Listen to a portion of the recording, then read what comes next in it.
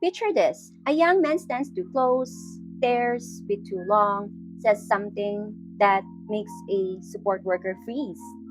I'm Gabriel. Sex offender in the making? Or someone nobody ever taught? And I'm Elle. Today, sexually problematic behavior and intellectual disability. And the twist is, the real question isn't what did I do? It's why. So let's get into it. 22, mild intellectual disability, living in a group home.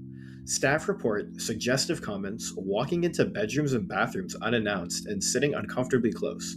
It looks alarming, but hormones develop on a typical timeline, and even when cognitive skills don't. So Michael has an adult body, adolescent level social knowledge, but no one ever taught him the rules. Okay, here's the heart of it. Counterfeit deviance. Hingsberger, Griffiths, and Quincy 1991. Behavior can look sexually deviant and not be sexually motivated at all. Maybe it's loneliness, maybe it's zero privacy. Sensory seeking, copying what they have seen, or no one ever teaching them public versus private.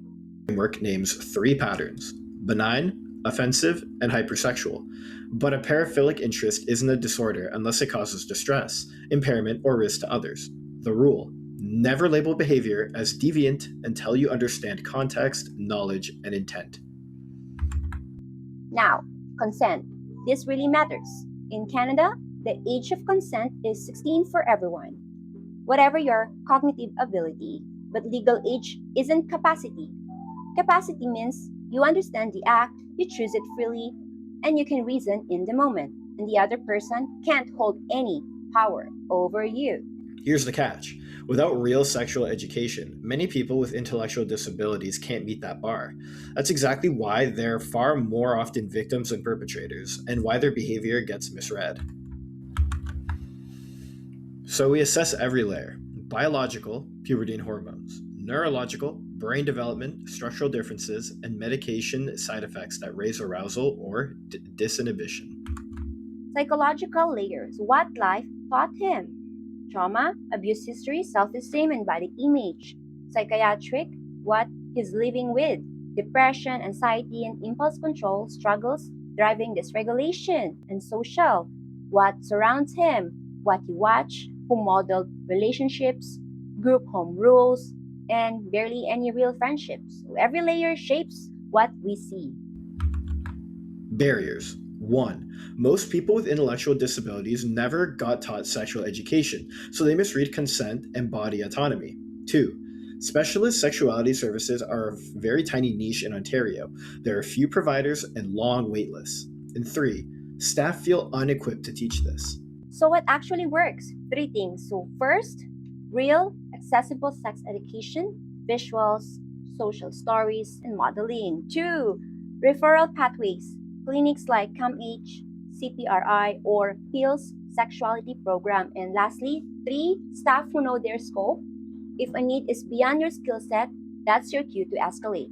So how do we find the why? So we start with our gold standard, a functional behavior assessment. And surprise! So this behavior often has a complete non-sexual function.